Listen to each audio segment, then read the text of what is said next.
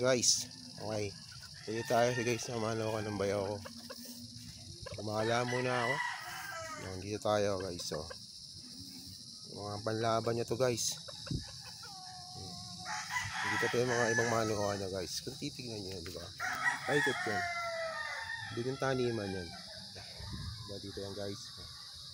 Titignan niyo yan. Ayan. Mga manukuha niya yan. Gumala lang ako guys.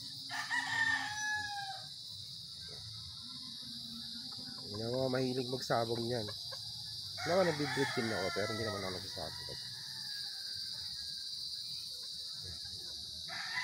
Ayan guys. Ayan.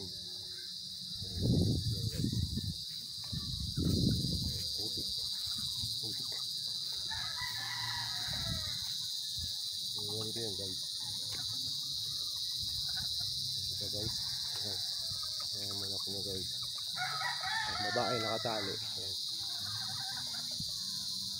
Ganito naman lugar dito guys. Nakatitingnan nyo yung avocado, mga mangga. Kasi na maputik ngayon tayo.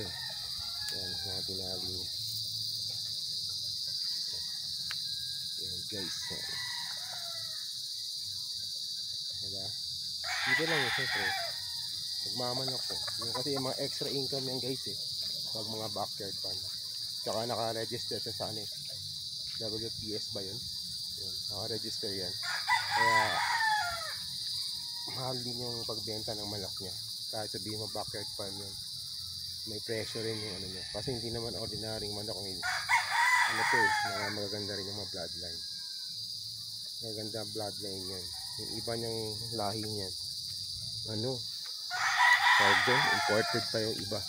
Tapos crossbreed yan sa local na mga bloodline, diba?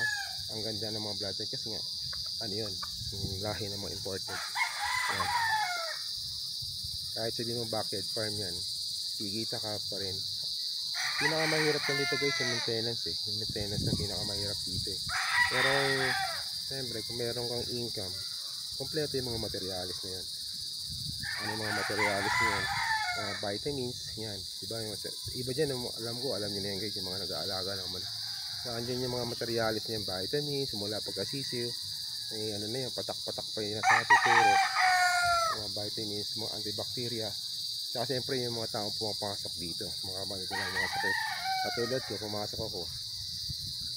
Siyempre, wala naman tayong tungtungan dito sa gilid guys.